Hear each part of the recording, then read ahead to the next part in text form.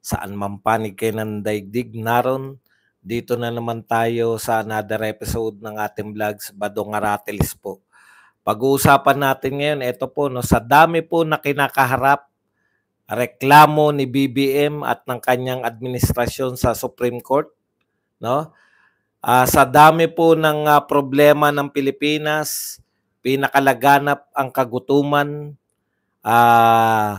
ano pa ba mga problema ng Pilipinas? Yung malawakan pong bring him home, no? Yung nakakahiya po na tayo po ang nagpahuli sa dati nating presidente papunta po sa ICC. Nagawa pa po nating mangialam sa pamamagitan po ni Chief of Staff Bronner na hindi po napagsasabihan nito ng ating mga nasa Malacanang. Sa kabila po ng lahat, ang inaatupag po, mangialam pa po, no? Yung problema po natin dito, hindi na natin malutas-lutas. Gusto tila yata yung mga sinasabi nito ni Bronner, ay mangingialam pa tayo dito sa problema ng China. Chinese problem po yan. Ang China po ay inchik. Ang Taiwan po ay inchik. Alam po nila pareho na sila ay parehong China. Wag nang mangialam, no? At higit sa lahat, ito po ang pinakamalupit. Umuutang tayo ng trilyon-trilyon. Grabe po. Yan po ang gobyerno natin. Wala na pong paglagyan. Wala na pong yung nahihiya, hindi na po eh. No, kitang-kita po natin na nagdodoble po ng sasabihin ngayon, babaguhin sa susunod na araw, no? Wala nang palabra de honor. Ang resulta bagsak na sa rating. Akala nyo ba may pakialam? Nakikipag-asaran pa po. Yan po ang mga tatalakayin natin, pero bago yan, kung bago ka pa lang dito sa ating channel, mag-subscribe ka na. Dahil ito lang ang tayong channel na may kinikilingan, may pinapanigan. Una sa balita, huli sa impormasyon, kaya ano pang hinihintay nyo? Pindot na, okay. Pag-usapan natin, no? Ang dami pong problema ng Pilipinas, sa totoo lang po. At eto pong mga problema na to ay sa immediate future natin. Wala po tayong nakikitang kalutasan, no? Tayo po, walang nakikitang matinong programa. Mas gusto pa po nalang makipag-asaran ng gobyernong ito. Tanungin mo po si PCO Claire, si Auntie Claire ngayon, wala Absent ka, Auntie Claire namimiss na kita. Hinahanap kita No? Ang dami pong kinaso dito po sa Supreme Court. Ito lang po ang maraming kinasuhan, ang gobyernong pinakamaraming kinasuhan, no? Para po sa Supreme Court, no? Para ilinaw po sa Supreme Court. Takbuhan na po yung Supreme Court In fact, alam niyo po ba ang sinabi ng Chief Justice ng Supreme Court? Wala na po, panay sila na lang po. Sila na lang po yung inaatupag. Ito po ang sinabi ni si Chief Justice Alexander Gesmundo. Sabi niya po, I would suggest that all departments in the government, executive offices should start procuring toga because of the number of cases being filed. So you will not have no difficulty switching because the toga is one size fits all. Narindi po ang Supreme Court Chief Justice. Sa dami po sa dami po ng kaso, no? Pinayuhan na po ng Chief Justice. Bakit hindi na lang kayo bumili ng maramihan ng toga? Sa dami po ng haharap sa Supreme Court ng mga departamento dahil sa sari-saring reklamo. For the first time, alam niyo po, malaking balita po pag ang executive inihaharap. Ito po, 2-5 po. Alam niyo po, sinasanay po tayo eh. Yung sinasabi po ni BP Sara, nakikita po natin. Yung sinasabi natin na itong presidente ay hindi marunong magpresidente. Si BP Sara po nagsabi niyan. Ngayon, kitang-kita po natin. Kitang-kita po natin. Sa dami po na reklamo. At saka wala po silang pakialam. Akala nyo ba yung napapahiya? Yung mga Rimulya pag nagbabago-bago sila ng salita? Pinapangatwiranan pa. No? Ano sinabi ni Boying nung doon din sa hearing? No? We are entitled to change opinion o to change yung pananaw, no? Entitled daw po yung mga tao na magbago. Opo. Pero hindi po as a policy ng gobyerno. Mahirap po yung nahihirapan na nga sa atin yung foreign investors eh. Dahil sa pabago-bago, yung every 6 years, pabago-bago po yung klima sa Pilipinas. Every 6 years, may bagong presidente, tapos every 6 years, may bagong patakaran. Hirap na po umintindi yung mga gustong mag-invest sa atin. Ngayon po, pinangangatwiran nyo pa na yung same administration na pwedeng magbago ng polisiya. Aba, kakaiba po talaga kayo. To fit, no? Para po yung ginawa ninyong pagpapahuli kay Tatay Digong ay para mapangatwiranan lamang ninyo. Ngayon po, sinasabi nyo na po pwede pong magbago ng mga pananaw sa buhay, ang mga leader. Po pwede po yan kung maliliit na bagay. Halimbawa po, yung ang pwede pong pabago-bago, halimbawa po, yung kulay ng kortina sa Malacanang, yan po pwedeng bago-baguhin.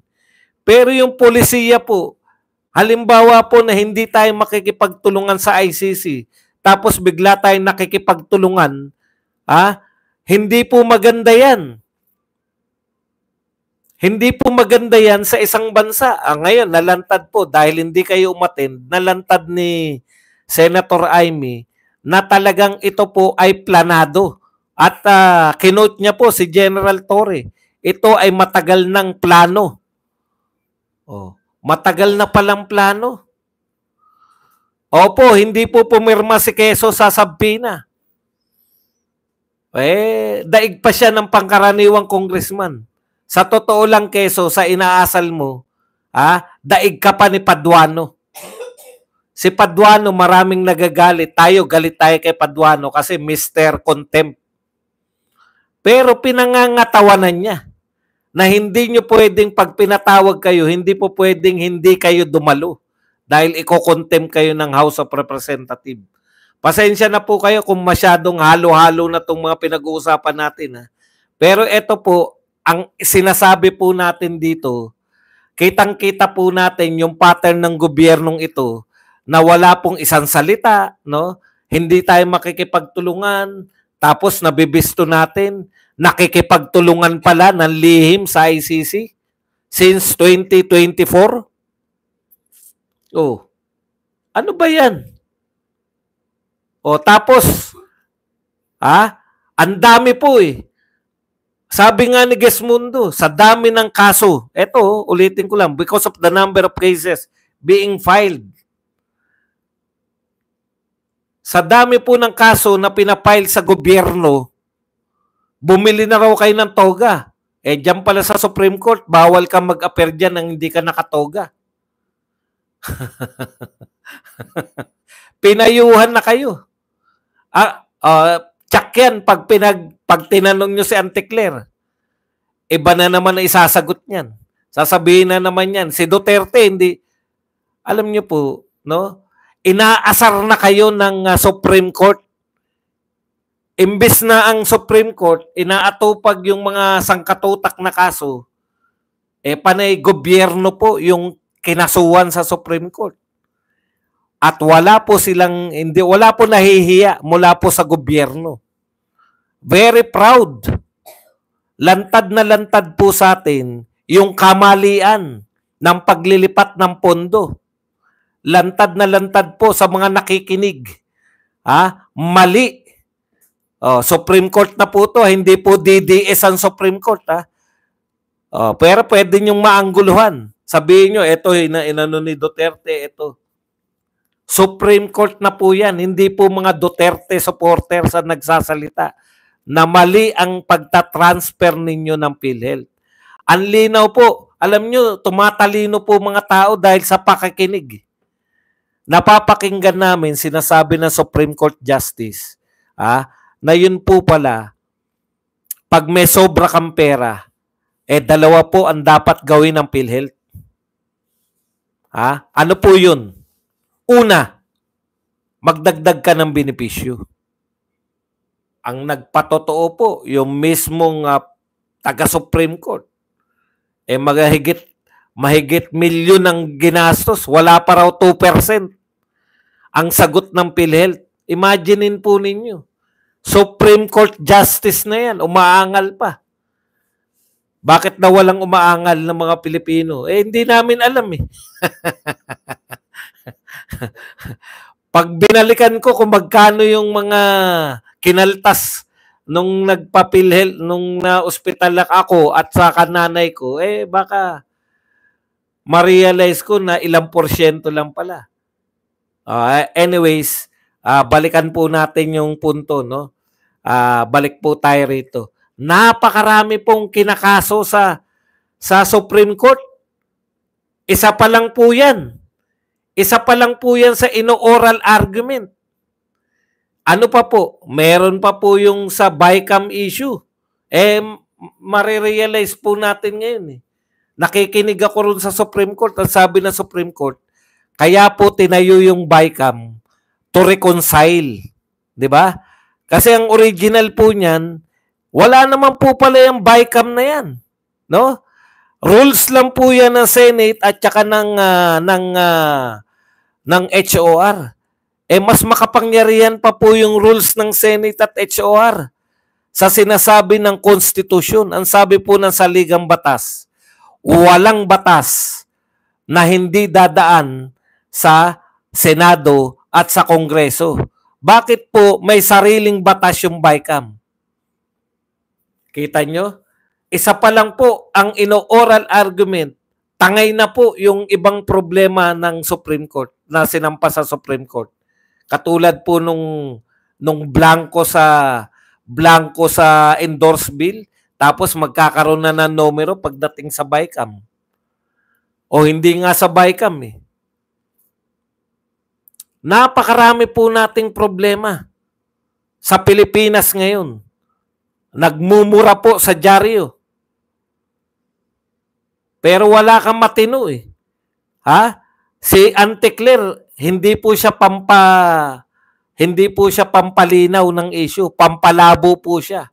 Tanungin niyo si Auntie Claire, bakit po hindi dumadalo yung inyong mga cabinet official sa hearing ng Senate? Bakit? Si Bato ba dumalo? Dumalo ba si Bato nung unang hearing? Di dapat dumalo siya. Wala kang sagot eh. Inatake mo si Bato na wala sa unang hearing. Iba yung tinatanong, atake sa Duterte yung sagot. Tanungin mo ng mga tunay na issue, walang maisagot. Si Auntie Claire po yung akala nyo nakakatulong si Auntie Claire sa gobyerno? Hindi po. Si Auntie Claire po yung nagsasabi na wala talagang proyekto ang gobyerno. Ulitin mo ba dong? Si Auntie Claire po ang nagpapahayag na totoong walang proyekto. Bakit po? Tinanong. May milyon na po. Kumusta na po yung milyon na pabahay? Aba, meron na tayong 280,000 pag natapos. Pag natapos daw yun, kailan matatapos yan? Malamang 2028. 280,000. Tinanong uli. Akala ko po ba 1 million a year? Wala po tayong 1 million, sabi ni Auntie Claire. Okay, tanyo? Si Auntie Claire mismo ang nagpapatunay na wala talaga kayo. Si Auntie Claire ang nagpapatunay na wala talaga kayong tinatrabaho. Tinanong naman siya. Tungkol, ano po reaction ninyo na yung mga magsasaka po natin, binabarat ng mga trader. Ang sagot ni Anticler, wala sa hulog eh. Eh di ibenta nyo po sa NFA. Sumagot uli yung nagtanong. Eh yung NFA po, mamamasahe pa po. Mamamasahe pa po yung mga magsasaka. Samantala yung trader, doon na binibili. Mamamasahe pa ba? Kaya po bibili. Bibili pa lang ang NFA. Bibili pa lang po ng mga sasakyan. 3 taon na nakalipas, ang plano, bibili. Ano po masasabi nyo sa mga nag-welgan chopper? Hahanap po tayo. Pinag-aaralan po yung win-win solution. Pinag-aaralan pa lang? 3 taon na nagwewelga yung manibela, pinag-aaralan pa rin.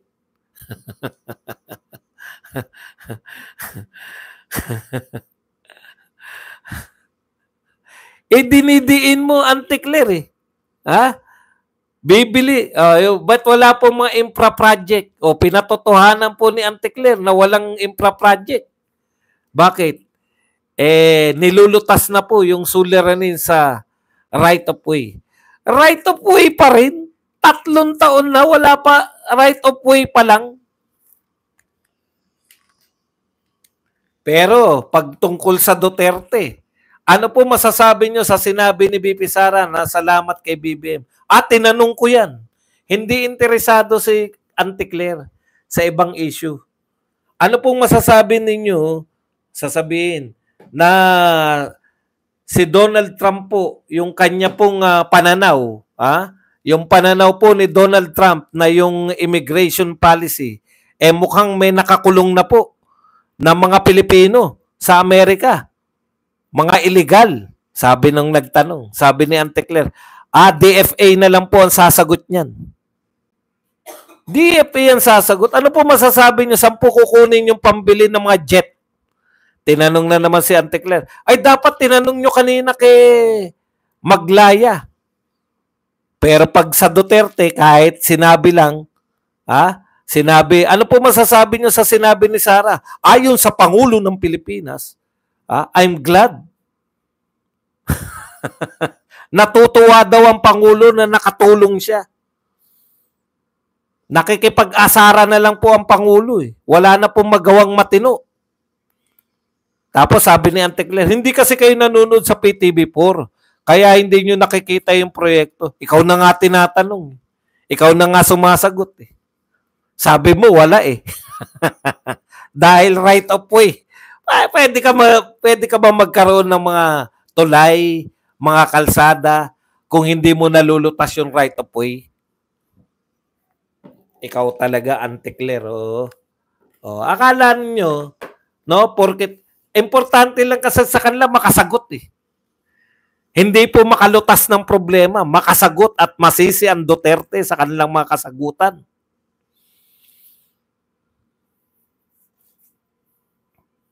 Hindi lang po parang inamin, talaga namang aminado po si BBM. Hindi nyo po ba narinig? Kami po ang nagpahuli dahil po sa pagtugon sa Interpol. Siguro yun yung sinabi sa kanya. Na yun yung dahilan bakit natin hinuli. Hindi nila alam, hindi pala dapat tumutugon sa Interpol na ganun. Ang Interpol po, o kung sino man, eto po kasi, hindi kami nakipagtulungan. Wala pong jurisdiction. Saan po nakakulong si Duterte?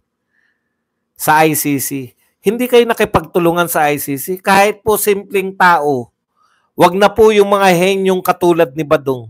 Kahit po mga simpleng tao, hindi po maniniwala sa sinasabi niyong hindi kayo nakipagtulungan, Mr. President. Hindi pala kayo nakipagtulungan. Bakit nakakulong yung presidente namin sa ICC? Imagine, hindi kayo nakipagtulungan tapos nakakulong yung presidente namin sa ICC? Oh my goodness.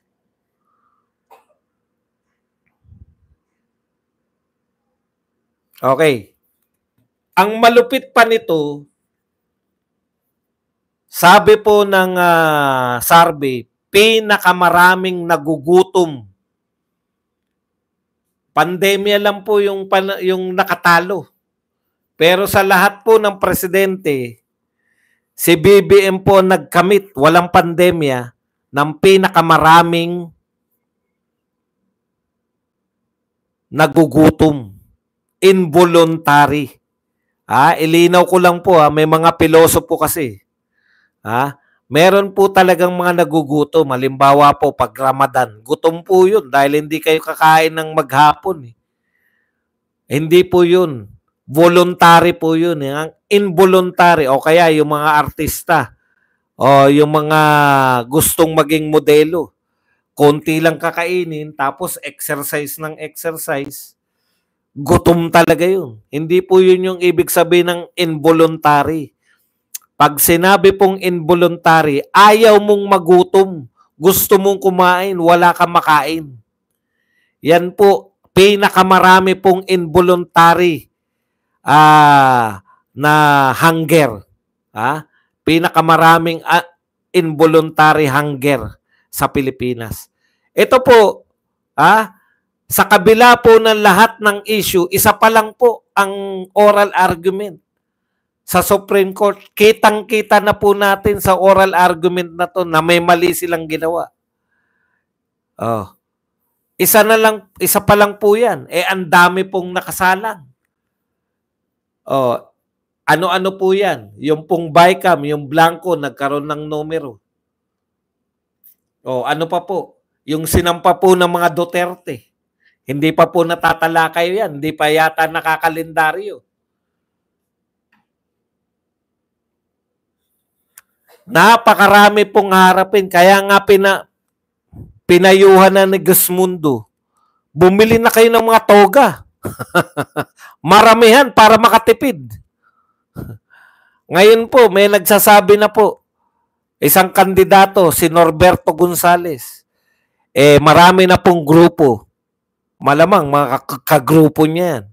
Marami na pong grupo na gustong magpa-impeach kay BBM sa susunod na kongreso. Papa-impeach ka na.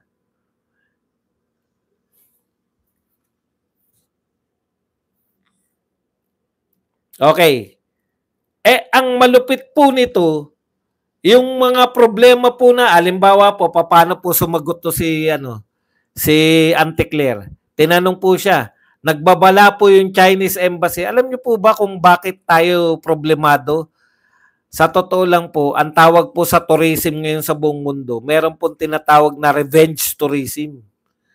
Mataas po ang turismo sa buong mundo ngayon. Pwera sa Pilipinas. Bakit po? Bakit po may revenge tourism? Kasi ang tagal na tenga ng mga tao eh. Sabik na sabik. Yung may mga pera Yung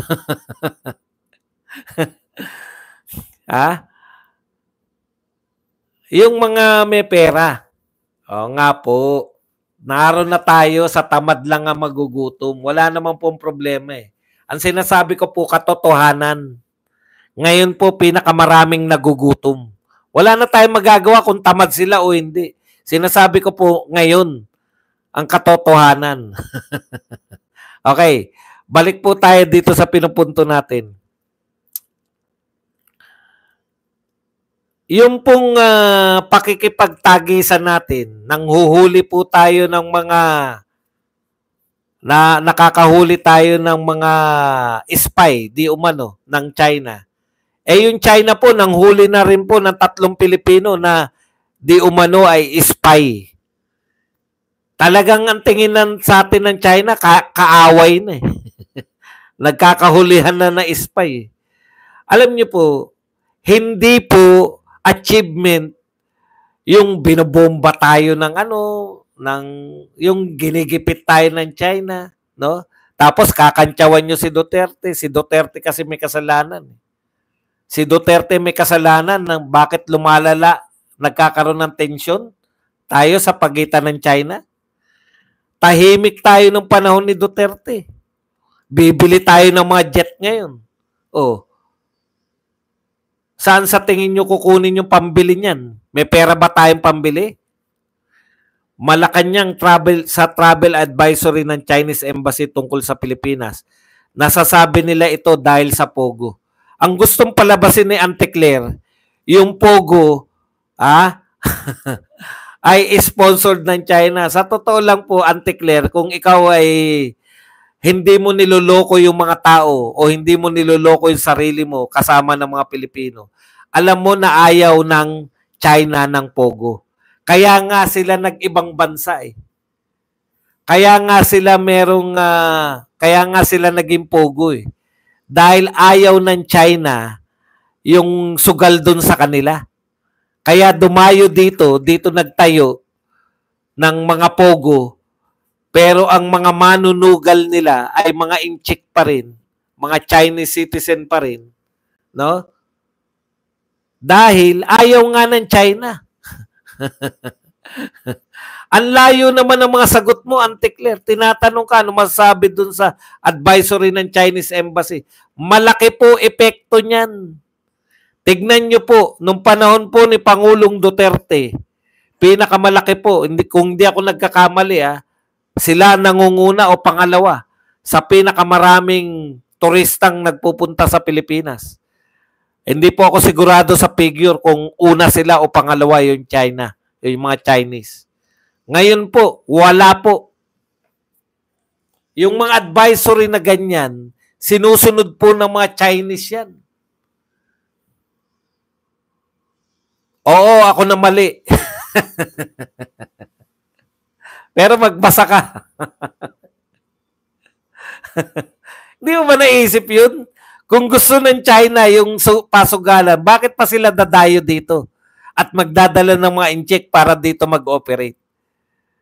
Ako po, hindi po ako pro-China. Kinukundin ako ang ginagawa nila dyan sa South China Sea. O bakit South China Sea na dapat? Yung presidente po natin, pag ang kaharap po mga Amerikano, South China Sea po ang tawag, hindi po West Philippine Sea. Na-real to kayo, no? West Philippine Sea kayo ng West Philippine Sea.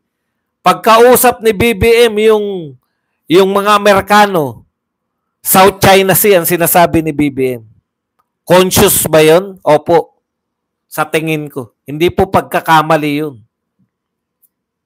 O ano kayo ngayon?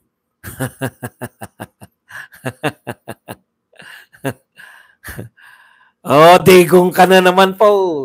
Mamaya ka na kita. Huwag nyo tatanggalin para may laraon tayo mamaya. Huwag nyo tanggalin para magandang tao. Stay put ka lang dyan. Ngayon, eto po, no, real talk po tayo. Ang dami na nating problema. Nakuha pa nating mangialam. Alam niyo po ang China at Taiwan sa mga katulad ni Paul, paalam lang natin, no? Yan po ay isang bansa po yan. Renegade province ang Taiwan. In fact, si Chiang Kai-shek na pinuno ng Taiwan, nagtayo ng Taiwan, ay tumakas po sa China nung nagrevolusyon si Mao Zedong. Diyan po siya nagpunta. Diyan niya po inilagak yung kanyang gobyerno. Kaya po nagkaroon ng Taiwan kung hindi niyo pa po alam. Okay.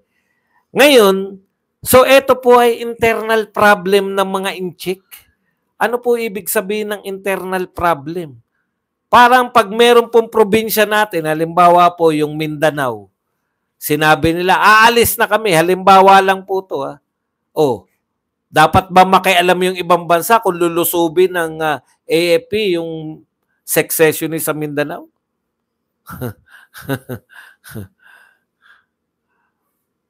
Isa pa yan. One China policy tayo. Kasi nga po, kinakailangan magkaroon ng One China policy dahil kiniklaim noon ng Taiwan na sila yung China. In fact, ang official na pangalan nila noon, Republic of China. Kaya sila Mao Zedong, People's Republic of China. Kung dalawa ang China, sabi na UN, teka muna. Hindi po pwedeng dalawa ang China. Dapat may kilalanin tayong isang China. Yan po yung kinilala, PROC. At tayo po ay kinikilala natin yung People's Republic of China bilang China. Okay. So, ito po. Ang sinabi po ni Bronner, do not be content with securing just the Northern Hemisphere up to Mabulis Island. Start planning for actions in case there is an invasion of Taiwan. If something happens to Taiwan, inevitably we will be involved. Sabi po yan ng Chief of Staff. Pag may nangyari raw sa Taiwan, ay mai-involve daw ang Pilipinas. Grabe naman kayo po. Bakit nyo i-involve ang Pilipinas? Internal problem po nila yan. Sila po ang may problema, mga inchik po yan. Bakit tayo makikialam dyan? Kung gusto nang bawiin ng China yung Taiwan, problema nila yun. Kanila yun eh. Kung gusto mag-resist ng China, ng Taiwan, problema nila yun. Dapat ba may makialam sa atin? Nung bang may nagsabi na yung Mindanao ay hiwalay namin nung 1970s, may secessionist movement sa Mindanao. Dapat ba makialam yung ibang bansa sa atin? Oh.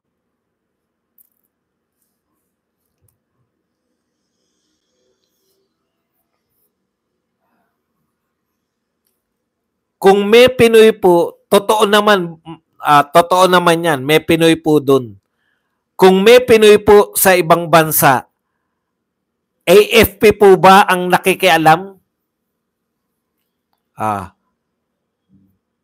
Sa tingin nyo ba sa Taiwan pinakamaraming Pilipino?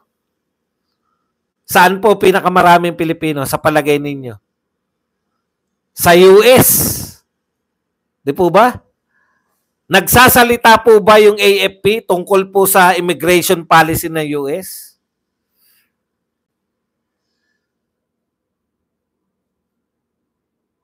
Di ba? Yan yung sinasabi ko eh. Kaya sumagot po tong China. How to solve the Taiwan issue is the Chinese people's own business. And others are not allowed to make decisions. O, dinirekta na tayo, hindi po para sa lahat. We advise the relevant people in the Philippines not to provoke and play with fire in the Taiwan issue.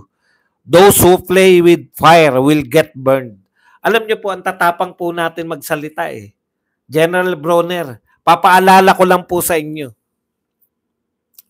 Diyan po sa South China Sea.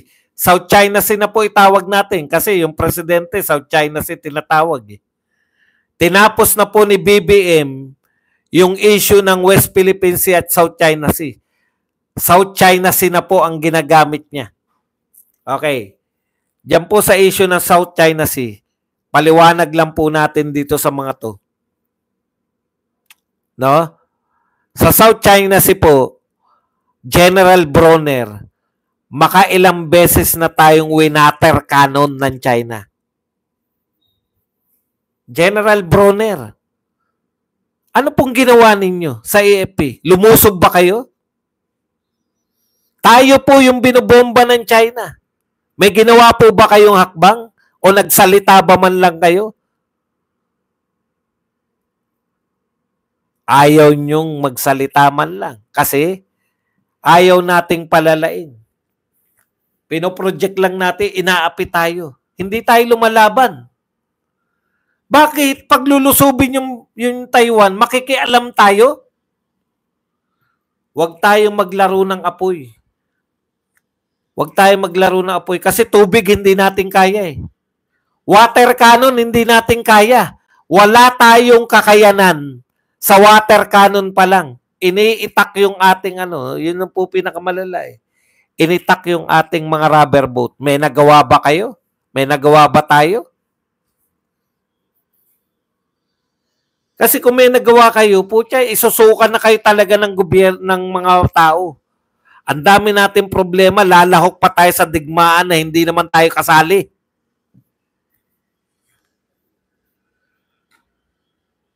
Hayaan po natin niya sa mga inchik. Sasabihin nyo, pro-China ka kasi, utot nyo. Kinukundin ako yung mga pagwa-water cannon. May pro-China bang kinukundin na yung China? Pro-Pilipino ako.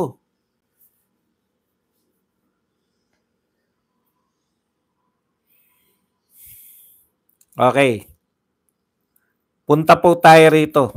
Ito po ang pinakamalupit sa lahat. No?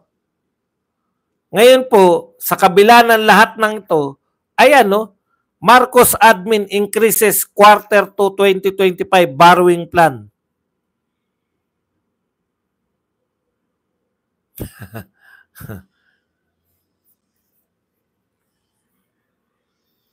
Uutang pa rin tayo.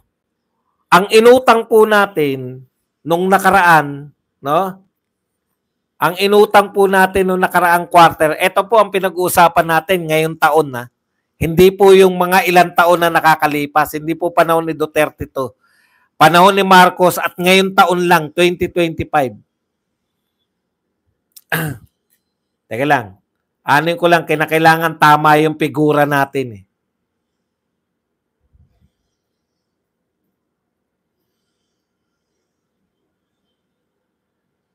Ngayon po 2025, umutang na po tayo ng first quarter ng tumataginting na 629 billion.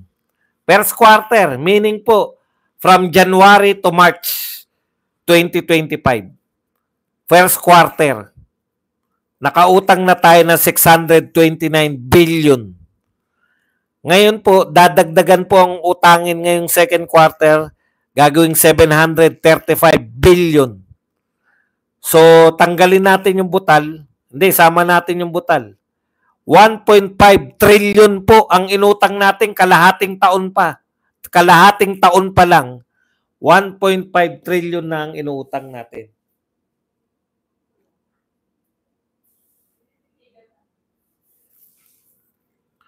$1.5 trillion ang inutang natin ngayong kalahating taon pa lang, ngayon 2025. Ganyan po tayo mangutang.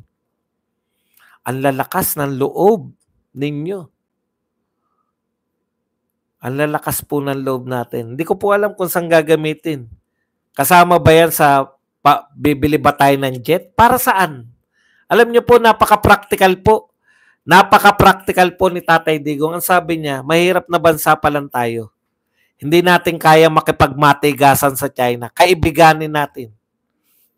Hindi tayo nakipagmatigasan, hindi nakipagkaibigan tayo. Nakatipid tayo sa depensa. Sila lang naman yung posible nating maging kaaway. Kasi panahon ni Pinoy, kaaway natin yung China. Kung panahon ni Pinoy, kaaway natin yung China, binago po ni Duterte. Hindi na po natin kaaway ang China, kaibigan na natin. So, hanggat mahirap pa tayong bansa, unahin natin yung ekonomiya natin paunlarin. Unahin natin yung infrastructure. Nakikipagmatigasan tayo.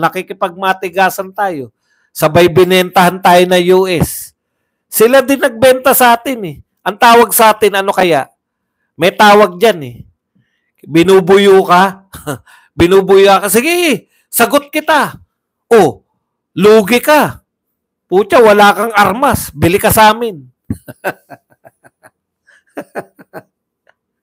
Binubuyo ka na, makikipagsuwagan ka, pero bili ka sa amin, ha? Ayan po. Kung nakipagkaibigan ka sa China, puta, sino pa kalaban natin? Hindi po tayo gagawing proxy. Alam niyo po, hindi po ako naniniwala. Hindi po tayo kasintapang na mga Ukrainian. Sino po magbo-volunteer? Tayo na lang. O sino magbo-volunteer labanan ng China? Hindi po tayo magiging katulad ng Ukraine na makikipaggera tayo sa China. Hindi po. Hindi ko po alam yung mga kung ano-anong jet na yan. Pero simple lang po. Wala tayong kakayahan. Pero ipagtanggol natin. Sa abot ng ating makakaya. Pero wag po tayo makipagsabayan. Di po ba? Wag tayo makipagsabayan. Gamitin natin yung pera natin kung may pera tayong magagamit para paunlarin ang Pilipinas. O ngayon, eto na lang po. Last na natin topic. Kasi nariyan si Recto. Baka sabihin, ano kinalaman ni Recto? Ang sabi po ni Recto, yan, siyempre may kinalaman niya sa pag-utang. Tinanong po si Recto ng Supreme Court. Wala po kami magagawa. Pag pinasoli nyo po sa amin yung pera, sa 2026 po, ilalagay namin yan sa National Expenditure Program. Grabe, no?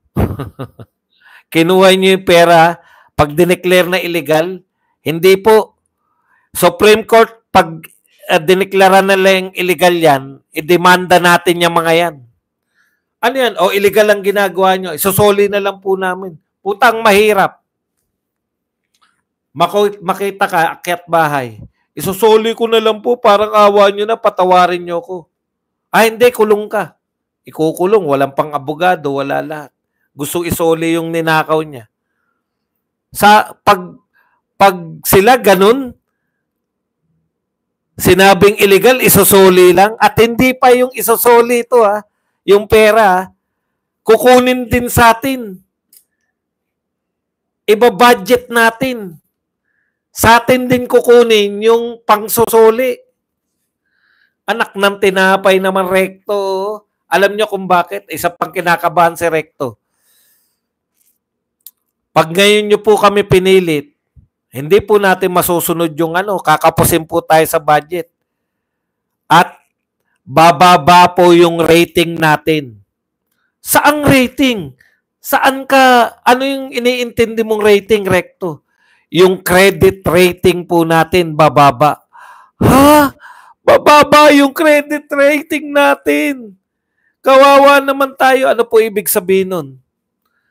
Ibig sabihin, hindi po tayo pa uutangin.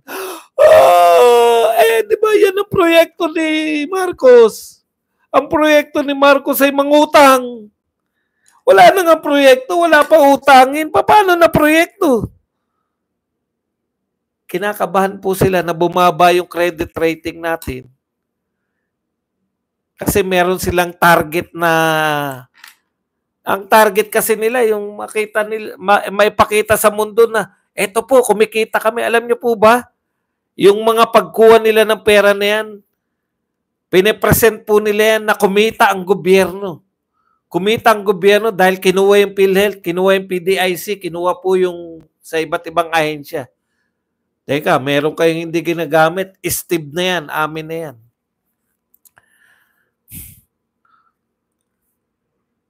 Nakakasama ng loob ang mga panyanyari.